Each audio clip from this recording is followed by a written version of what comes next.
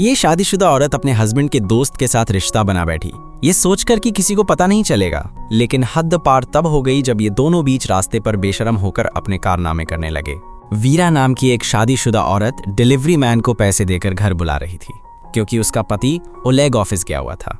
Delivery man ने ऊंचाई का बहाना बनाकर सामान ऊपर ले जाने से मना कर दिया। मजबूर होकर वीरा ने वो भारी बॉक्स खुद ही उठाए और धीरे धीरे सीढ़ियां चढ़ती चली गईं। तभी उसकी बेटी नास्तिया पढ़ाई के लिए निकलने की तैयारी कर रही थी। फिर कहानी शुरू होती है 3 बचपन के दोस्तों से, ओलेग, व्लाद और लियोन।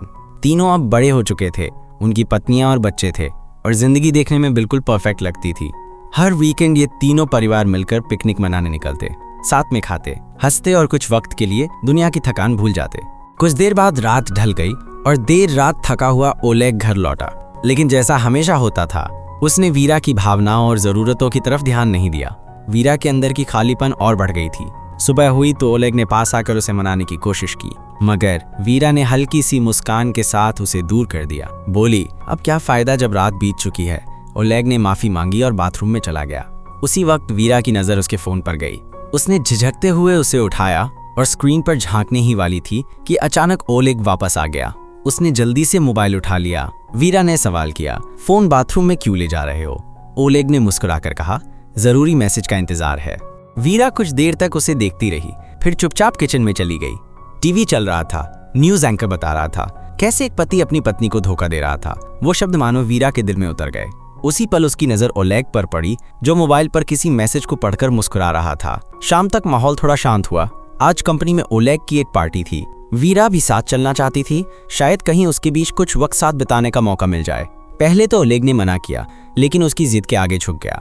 वीरा मुस्कुराई, तैयार होने चली गई, पर उसके चेहरे पर वो चमक नहीं थी जो कभी हुआ करती थी। अब वीरा अपनी छोटी बहन नताशा से मिलने गई, जो एक मशहूर और खूबसूरत एक्ट्रेस थी। कॉफी की चुस्कियों के बीच वीरा ने अपने दिल का बोझ उतारना शुरू किया।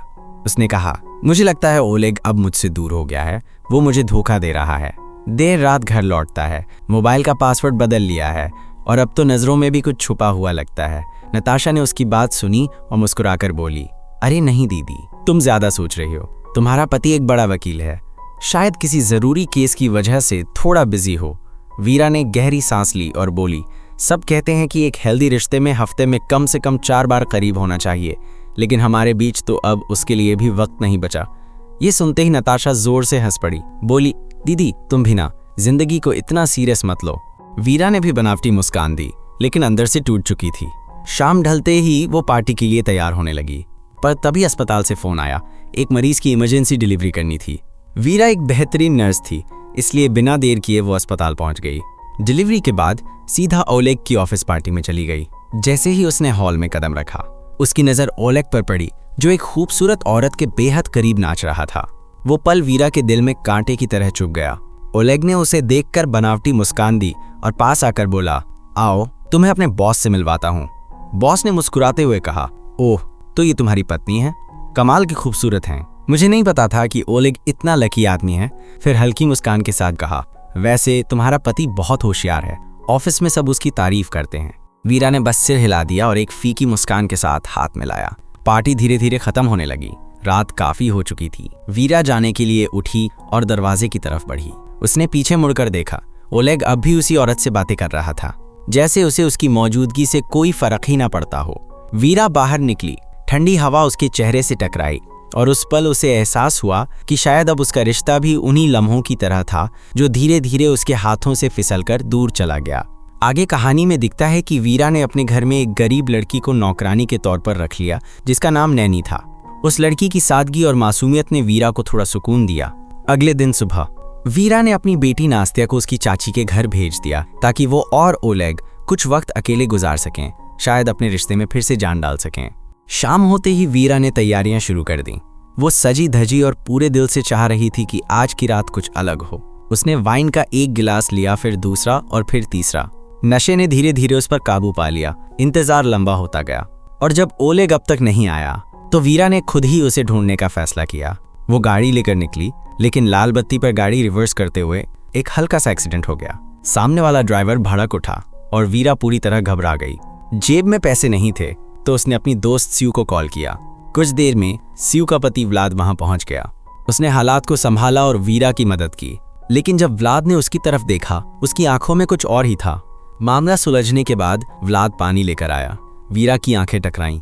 वो नशे में थी, लेकिन उस पल में सब कुछ धुंधला पड़ गया। सही और गलत दोनों की सीमा मिटने लगी। कार के अंदर व्लाद ने धीरे से पूछा, क्या तुम्हारा पति तुम्हें खुश नहीं रख पाता? वीरा ने गुस्से में कहा, ओलेग, वो एक बेवकूफ इंसान है, उसे मेरी परवाह तक नहीं। व्लाद ने उसका हाथ थाम लिया और अगले ही पल वो दोनों अपनी हदें पार कर गए। रात बीत गई। जब ओलेग को उसकी एक्सीडेंट की बात पता चली तो वो बेहद चिंता में था, लेकिन वीरा ने कोई जवाब नहीं दिया, चुपचाप बाथरूम में चली गई। अगले दिन अचानक व्लाद उससे मिलने आ गया। उसने पूछा, क्या तुम्हारा पति सच में तुम्हें खुश नहीं रख पाता? वीरा ने कहा, हमारे बीच सब ठीक है, कल जो भी हुआ बस नशे की हालत में हुआ। अच्छा रहेगा अगर ये बात यहीं खत्म हो जाए। व्लाद ने सिर हिलाया और बिना कुछ कहे चला गया, जैसे उसकी मौजूदगी का कोई निशान ही न बचा हो। थोड़ी देर बाद वीरा हॉस्पिटल से लौटी। ओलेग ने उसे देखकर मुस्कुराते हुए चाबी बढ़ाई। तुम्हारे लिए नई कार। वीरा के हाथ कांप गए, उसकी आंखों में आंसू भर आए। उसने कार स्टार्ट की और जैसे जैसे सड़क आगे बढ़ती गई, उसके भीतर का सन्नाटा गहरा होता गया। उसे एहसास हुआ उसने उस इंसान को गलत समझा जो हमेशा उसका था, और एक पल की कमजोरी में उसने वो सब मिटा दिया। उसके चेहरे से बहते आंसुओं में सिर्फ पछतावा बचा था। फिर अगले दिन ओलेग को देखते हैं, जो एक मशहूर लॉ फर्म में वकील था, समझदार, अनुभवी और अपनी पहचान बना चुका इंसान। लेकिन उस दिन उसके चेहरे पर कोई मुस्कान नहीं थी। ऑफिस से बाहर निकलते वक्त उसके मोबाइल पर गुस्से भरी आवाज गूंज रही थी। वो एक बड़ा केस हार चुका था और अब उसे हर तरफ से ताने मिल रहे थे। उसी दिन उसका जन्मदिन था, मगर मन पूरी तरह बुझ चुका था। उधर उसकी पत्नी वीरा हॉस्पिटल से घर लौटी। सफेद कोट उतारकर उसने चैन की सांस ली, लेकिन उसे याद तक नहीं रहा कि आज ओलेग का बर्थडे था। जब उसकी बेटी ने बताया कि आज पापा का बर्थडे है, तब जाकर वीरा को एहसास हुआ। दोनों ने मिलकर ओलेग को सरप्राइज दिया, और उसी पल वीरा की बहन नताशा का फोन आ गया, जो सालों बाद पिकनिक पर आने वाली थी। अगले दिन सभी परिवार पिकनिक स्पॉट पर पहुंचे। वहां रायना और उसका पति लियोन पहले से मौजूद थे। कुछ देर बाद व्लाद और उसकी पत्नी स्यू भी आ गए। सबने मिलकर ओलेग को बर्थडे विश किया। उसी वक्त वहां नताशा पहुंची अपने बॉयफ्रेंड मैक्स के साथ। दोनों जाने माने एक्टर थे, जिनकी फिल्मों की चर्चाएं हर जगह होती थीं। उनके आने से पार्टी में जैसे चमक उतर आई। स्यू का बेटा डेविड भी वहां था और नास्त्या के साथ उसकी अच्छी दोस्ती बन चुकी थी। धीरे धीरे सबने पीना शुरू किया, गिलासों की टकराहट के बीच। ओलेग का नशा गहराता गया। उसकी बातें अब बेकाबू होने लगीं। कभी वो कहता, 5 साल से मेरी शादी सिर्फ दिखावे की रह गई, और अगले ही पल हंसकर बोलता, अरे मजाक कर रहा हूँ, मेरी जिंदगी तो बहुत अच्छी चल रही। उसकी हर बात में एक टूटन झलक रही थी, जिसे कोई समझ नहीं पाया। पार्टी के दौरान नास्त्या ने अपने पिता को गिफ्ट दिया, एक टी शर्ट जिस पर लिखा था आई कांट। सभी हंस पड़े, लेकिन ओलेग के चेहरे का रंग उतर गया। वीरा की आंखों में शर्म उतर आई। वो चुपचाप वहां से उठी और थोड़ी दूर चली गई। कुछ देर बाद जब नशा ज्यादा चढ़ गया तो ओलेग को कार में सुला दिया गया। ये सब नास्त्या की प्लानिंग थी, ताकि वो डेविड के साथ थोड़ा वक्त बिता सके। लेकिन ओलेग की नींद ज्यादा देर तक नहीं टिकी। वो लड़खड़ाते कदमों से कार से बाहर आया और तभी उसे अपनी बेटी की चीख सुनाई दी। उसने देखा डेविड नास्त्या के साथ जबरदस्ती कर रहा था। उस पल ओलेग की रगों में दौड़ता नशा एक झटके में उतर गया। गुस्से और डर के बीच वो पूरी ताकत से उस लड़के पे टूट पड़ा। नास्त्या घबराकर मदद के लिए दौड़ी। कुछ ही पलों में व्लाद और स्यू वहां पहुंचे। व्लाद ने अपने बेटे को बचाने की कोशिश की, लेकिन हालात काबू से बाहर हो चुके थे। दोनों मर्द आमने सामने आ गए और पिकनिक की खुशियां एक डरावने झगड़े में बदल गईं। डेविड जमीन पर गिरा पड़ा था, लहूलुहान और बेसुध। वीरा दौड़कर उसके पास पहुंची। नब्ज चेक की धड़कन अब भी चल रही थी। ओलेग उस पल अपने होश खो बैठा था। गुस्से में वो डेविड को जान से मार देना चाहता था। उसकी आंखों में आंसू थे और लहजा कांप रहा था। तुम सब नहीं जानते इसने मेरी बेटी के साथ क्या किया। आसपास खड़े लोग सुन्न रह गए। कुछ देर बाद एम्बुलेंस आई और डेविड को स्ट्रेचर पे डालकर हॉस्पिटल ले जाया गया। वहां का माहौल डर और चुप्पी से भरा था। ओलेग अपनी बेटी को घर लेकर लौटा। वो उससे बात करना चाहता था, लेकिन नास्त्या के चेहरे पर सिर्फ सन्नाटा था। वो उससे नजरें मिलाए बिना कमरे में चली गई और दोनों के बीच एक अदृश्य दीवार खड़ी हो गई। उधर हॉस्पिटल में वीरा अपनी ड्यूटी पर थी। डॉक्टर ने बताया, लड़के के अंदरूनी जख्म गहरे हैं, सर्जरी करनी पड़ेगी, कंसेंट पेपर पर साइन कीजिए। वीरा ने सिर हिलाया, लेकिन दिल अंदर तक कांप उठा। कुछ ही देर बाद वो स्यू के पास गई और धीमी आवाज में बोली, जो भी हुआ उसके लिए माफी चाहती हूँ। स्यू का चेहरा गुस्से से भर गया। उसने वीरा पर चिल्लाते हुए कहा, माफी? तू मुझसे माफी मांग रही है? ज्यादा मासूम बनने की जरूरत नहीं। मुझे सब पता है तेरे और मेरे पति के बीच क्या चल रहा था। इतने समय से मैं चुप थी, सब कुछ नजरअंदाज कर रही थी, लेकिन अब बहुत हो गया। आज के बाद अपनी शक्ल मत दिखाना। वीरा वहीं खड़ी रह गई। उसका चेहरा फीका पड़ गया। उसके मन में सवाल उठे, उसे ये सब पता कैसे चला। रात ढल गई और वो घर लौटी। वहां ओलेग बैठा था, टूटा हुआ, थका हुआ और खामोश। बहस शुरू हुई।